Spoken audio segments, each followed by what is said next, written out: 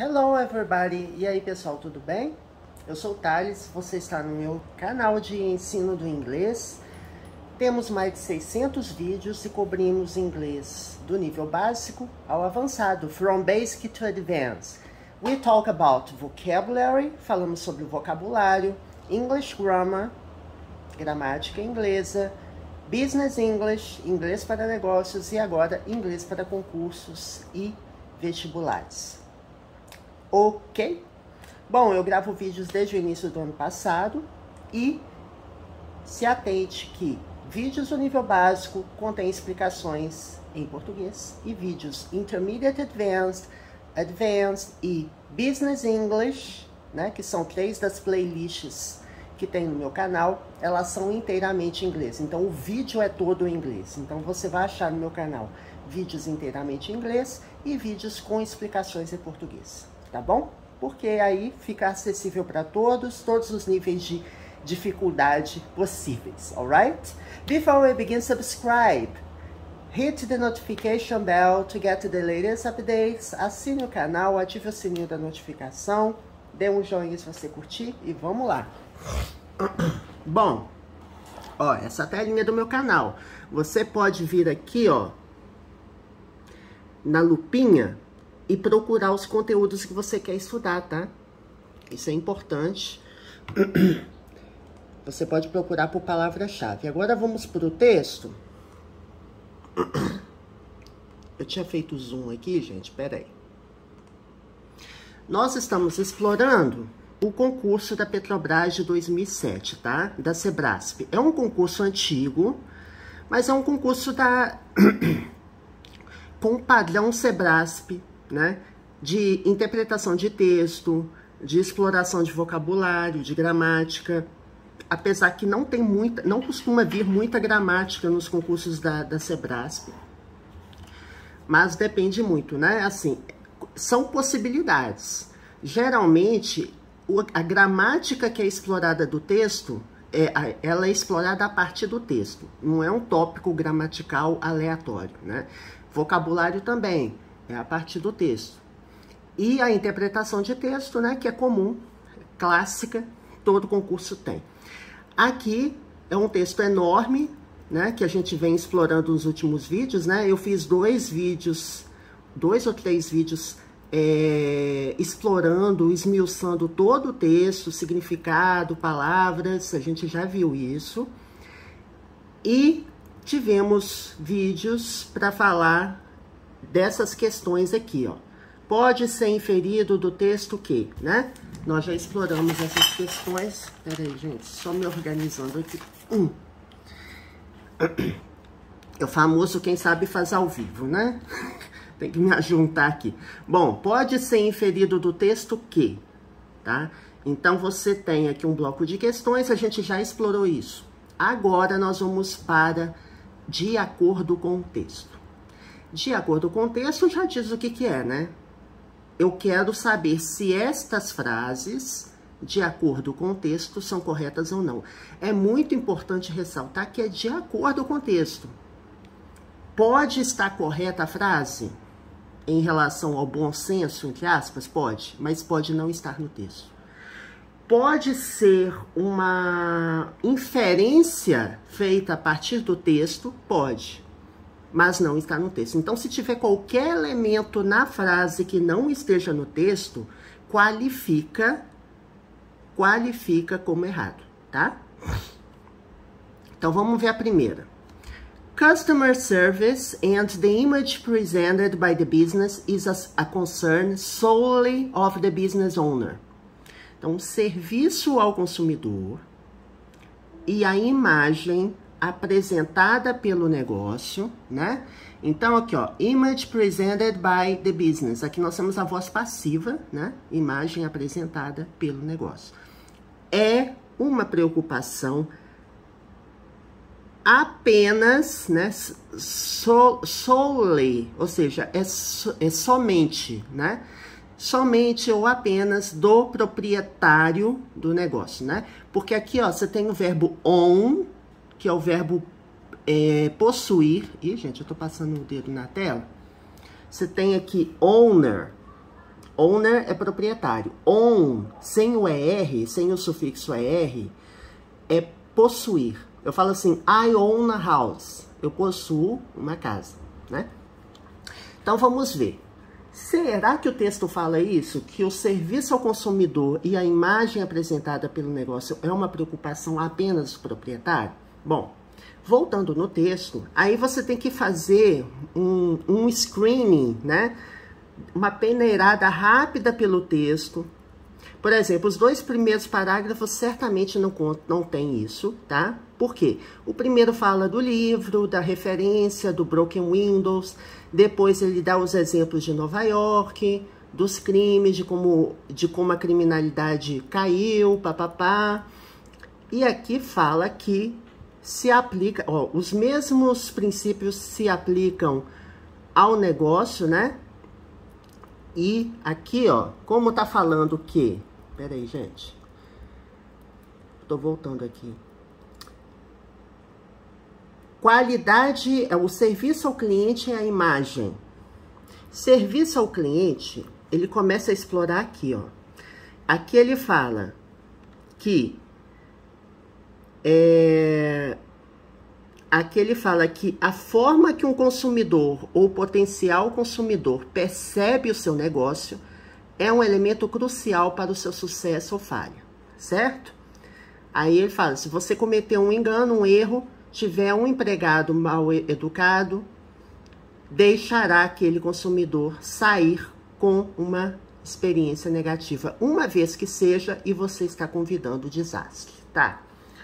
Vamos ver se aqui tá falando de imagem. Vamos ver se aqui tá falando. Eu não achei no texto nada que fizesse menção à imagem. Serviço do consumidor, ok.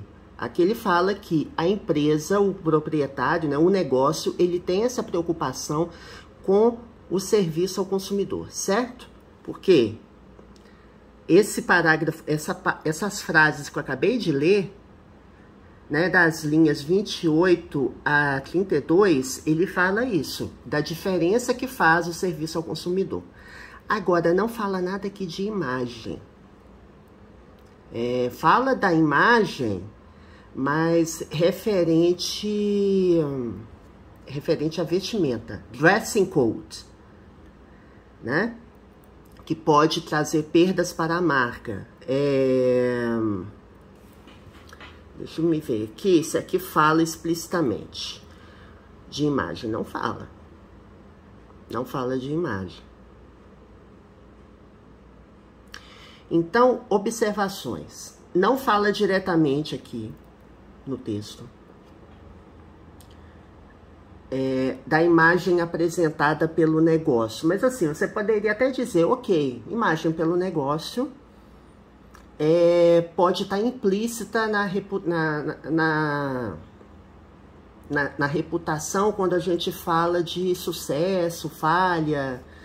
Pode estar implícito? Pode. Mas vamos ver. É de acordo com o texto. Tá falando que isso é uma preocupação apenas do proprietário? Não fala em lugar nenhum no texto disso. Por isso que essa afirmativa está errada. Essa afirmativa extrapola o conteúdo do texto. Eu não tenho como afirmar que é uma preocupação apenas da empresa, tá? Não tenho como afirmar.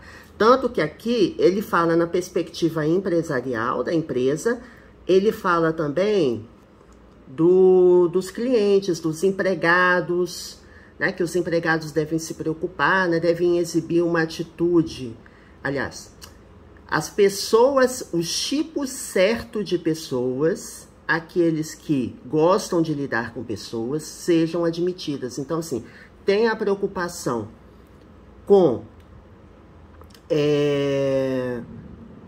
uma experiência positiva, né, lidando com a empresa, mas ele não fala em nenhum momento no texto, em nenhum momento, ele fala que serviço ao cliente, a imagem apresentada pelo negócio, é uma preocupação só do proprietário. Vamos para a 36. Peraí, deixa eu posicionar aqui. Então, Customers who have complained about a certain company make good candidates for mystery shoppers.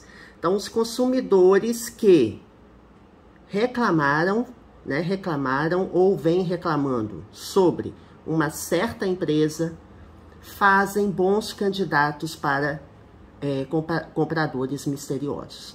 O verbo complain é o verbo reclamar, tá, gente? Complain about something, reclamar sobre alguma coisa. Complain é um verbo regular, né? Os verbos regulares têm o passado acrescido com ed, né? E o verbo complain exige a preposição about, tá? Só essa observação que eu queria fazer.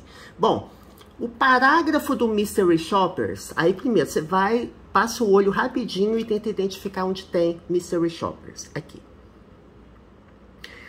Aqui ele fala aqui, ó, candidates for mystery shoppers, ou seja, os candidatos para os compradores misteriosos, para recrutar, incluem consumidores que já reclamam sobre as suas experiências com a companhia, né? Então, é isso que está falando na afirmativa aqui? As pessoas que já reclamaram da empresa são boas candidatas. O que são os mystery shoppers, né? São as pessoas que entram na loja, né? Fingindo, entre aspas, ser consumidores para avaliar o serviço da empresa, né? Ou seja, os atendentes não vão saber que eles estão avaliando, não são consumidores, eles estão lá para testar, tá? Então é isso. Então tá correta essa afirmativa. 37. For customer contact positions, the candidate educational background is the decisive factor. Então, para posições de contato ao consumidor, posições aqui, leia-se vagas, tá? Para vagas com contato cliente, contato direto ao cliente. O background, né? O passado educacional, né? Ou seja, o passado educacional do candidato. Background é pano de fundo, né? Que a gente fala em português, né? Eu tava tentando buscar a palavra. O pano de fundo, o cenário de trás, né? Então, é o background, é o contexto, é o cenário. O pano de fundo, né? O cenário educacional do candidato, aqui nós temos o caso genitivo, né? É o fator decisivo. Gente, muito cuidado com questões de interpretação que fazem afirmativo. Isso serve para português e para inglês, tá? Eu falo assim, somente... Tomem muito cuidado com aquilo que afirma uma coisa, que restringe alguma coisa. Aqui está falando que o passado educacional do candidato é o fator decisivo. Vamos ver. Eu acho que não tem nem menção ao fator educacional aqui, tá? Mas vamos descobrir aqui. Aqui, ó. Aqui ele fala, ó, das linhas 49, acompanha comigo, ó. É crítico que o tipo certo de pessoas, aqueles que gostam de lidar com as pessoas, sejam admitidas, né, para contato direto ao consumidor, aliás, para posições de contato ao consumidor. Aqui tá falando de repertório educacional, de formação educacional formal das pessoas, né? Se tem que ter nível superior, se tem que ter nível médio. Não fala. Aqui fala, evidentemente, muito cuidado, porque tem algum lugar aqui que ele fala... Não, se bem que ele não fala aqui de treinamento diretamente, né? Mas aqui, indiretamente, ele fala de treinamento, porque ele fala assim... Ele fala que os empregados exibindo uma atitude de, entre aspas, um sorriso não está na minha descrição de emprego, devem ser ditas, né, que um sorriso certamente é requerido. E para encontrar outro emprego, caso eles não possam atender, né, o comportamento esperado. Então, assim, quando você fala assim, as pessoas vão saber como atender os clientes. É um treinamento, você não concorda? É um curso, um treinamento, mas aqui é uma questão que vem a posteriori, ou seja, a pessoa vai entrar na empresa, se ela não tiver tendo o comportamento esperado, ela vai receber, entre aspas, uma advertência, um curso, para falar, olha, para atender um cliente, você tem que ser cordial, tem que sorrir, tananã. É isso, é a posteriori, né? Aqui, gente, o que eu fiz? Aqui, ó, nós estamos falando de questões a priori, que para posições de contato ao consumidor, o contexto, né, o passado educacional do candidato é o fator decisivo. Não fala nem de passado educacional. Aqui não fala nem de formação, tá? O texto não menciona nada de formação, então tá errado. Ok? O fator comportamental é que acaba sendo decisivo, né? Apesar de não estar falando aqui não fala isso, que é o fator decisivo, também não está falando. Mas esse parágrafo, ele explora comportamento, ou seja, as pessoas que gostam de lidar com pessoas. Isso é comportamental, isso não tem a ver com passado educacional. Alright? 38. The more successful a company is, the more satisfied its customers are. Aqui, né, nós temos uma formação de frase bem interessante em inglês, quando eu falo assim, the more money I have, quanto mais dinheiro eu tenho, the more money I want, mais dinheiro eu quero, por exemplo. The more alguma coisa, né, the more, 3 pontinhos, the more, 3 pontinhos. Então, é como se fosse um encadeamento, né?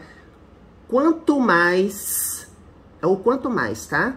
Quanto mais bem-sucedida uma empresa é, né? Que successful é bem-sucedido. Então, quanto mais bem-sucedida a empresa é, mais satisfeita, aliás, mais satisfeitos, né? The more satisfied, mais satisfeitos os seus consumidores são. It's, aqui, gente, é um pronome adjetivo que se refere a quê? A palavra company. Por quê? Os consumidores são da empresa, certo? Por isso que eu falo its customers. Porque são os consumidores da empresa. Então, quanto mais bem-sucedida uma empresa é, mais satisfeita, mais satisfeitos os seus consumidores são. Aí, gente, quem leu o texto, de cara vai descartar essa afirmativa. A única coisa que fala de bem-sucedido, de sucesso, aqui no texto, tá? Aqui nós vamos ver aqui, ó. Primeiro, aqui atrás, ele fala, ó,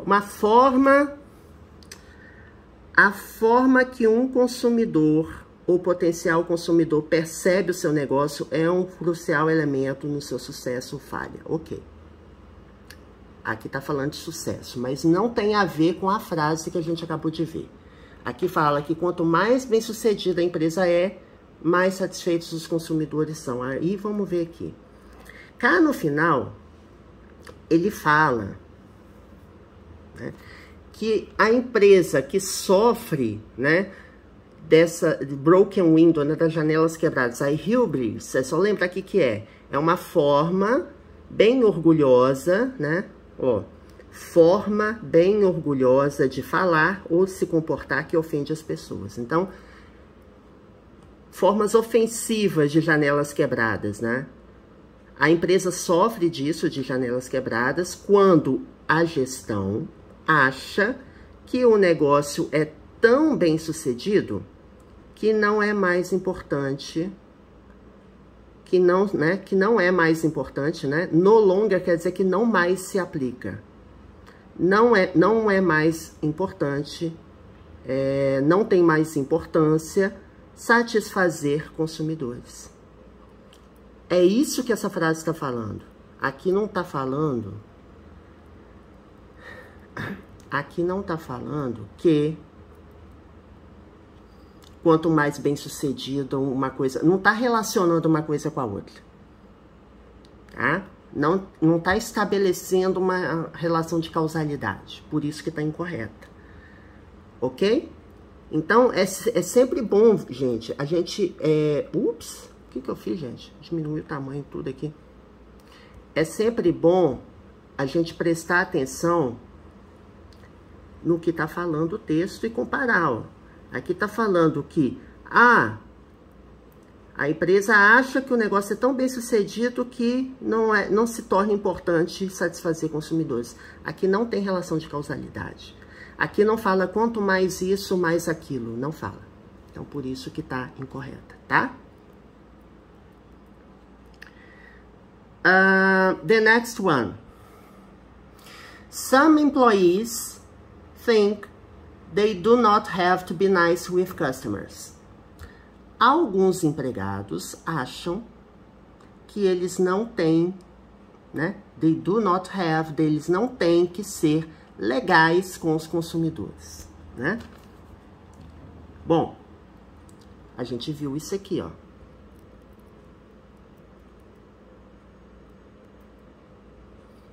Que os empregados que exibirem uma atitude de um sorriso não está na minha descrição de emprego, devem ser ditas que um sorriso certamente é requerido, né? Então, aqui está falando de comportamento, né?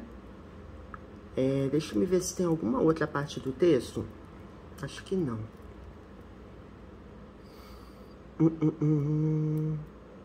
Não. Aqui tá falando dos padrões de etiqueta, né? De, assim, o empregado tava usando uma camiseta com um slogan ofensivo, né? Que pode causar os consumidores a deixar de comprar naquela empresa, né? Mudar de marca, e o diabo a quatro, né? Então, realmente, a única coisa que fala aqui ok, alguns empregados acham que eles não têm que ser. Sim, alguns empregados acham. Porque aqui ele fala que empregados que exibem atitude, entendeu? Não é diretamente, tá, gente? Essa 39 eu acho mais difícil, porque você pode achar assim. Não, aqui não tá falando que os empregados acham, aqui tá dando que se acontecer isso, se tiver empregado com essa atitude, elas devem ser ditas que um sorriso certamente é requerido, entendeu? Eu acho um pouquinho mais difícil, um pouquinho só. Porque aqui, mas aqui tá afirmando, alguns empregados acham que eles não têm que ser. Sim, alguns empregados acham. De acordo com o texto, sim. Devido à linha 51 e 52 do texto, tá? Bom, no próximo vídeo a gente vai explorar esse outro bloco aqui, que são as questões relacionadas à gramática e vocabulário. E é interessante ressaltar que esse bloco praticamente não tem nada a ver com o texto mais. É mais assim, sinônimo, função de um artigo, função de um verbo, tá? E a gente vai ver isso no próximo vídeo. Aí a gente termina esse texto e no próximo texto já é né, esse texto aqui, ó, sobre a Petrobras. E é bem pequenininho, né? E que nós temos mais itens para julgar. Gente, uma coisa que você que vai fazer o concurso da Petrobras, especificamente, tome muito cuidado, porque o concurso da Sebrasp tem 50 questões de conhecimentos básicos. 50. No concurso que eu fiz, né, e que eu passei, e que eu fui chamado, também 50, tá vendo? 50 questões. 50 questões para português e inglês. Qual que é a probabilidade de nós termos um texto enorme como esse aqui? Porque olha só, é uma quantidade de questões, ó. A gente tem 25 questões para português e 25 para inglês, tá? A proporção de português e inglês neste concurso é 25-25. Não sei se vai ser 25-25. Pode ser que a Sebrasp, né, que a CESP agora é a Sebrasp, né, só mudou de nome. Pode ser que a Sebrasp pense em fazer, por exemplo, uma relação 30-20, mas eu acho mais provável que a configuração 25-25 funcione também, mas não sei, tenho como garantir a hipótese. Então, se preparem para ter questões longas, questões mais detalhadas, porque 50 questões dá para explorar muita coisa. E 50 questões de português e inglês significa que você vai ter mais de um texto para português e mais de um texto para inglês. Provavelmente 2 textos para cada, ou 3 textos menores, né? Aqui você tem um texto gigante, com muitas questões, e depois tem um texto pequenininho, né? Mas pode ser diferente a configuração. Igual, só para comparar, né? Mal comparando, a prova de português teve vários textos, ó. 1, 2, 3, 4. 4 textos menores e vários itens para julgar. E a prova de inglês teve um texto enorme e um texto menorzinho para julgar. Então, se atenta a esse padrão aí, tá bom? É isso, gente. Próximo vídeo, agora é só em 2022, né? Que hoje é dia 31. Feliz ano novo para todo mundo. Muita felicidade, muita prosperidade e muitos estudos de inglês. E acompanhe meu canal, tá, gente? Que eu vou continuar gravando vídeos, hein? See you there. Bye, bye.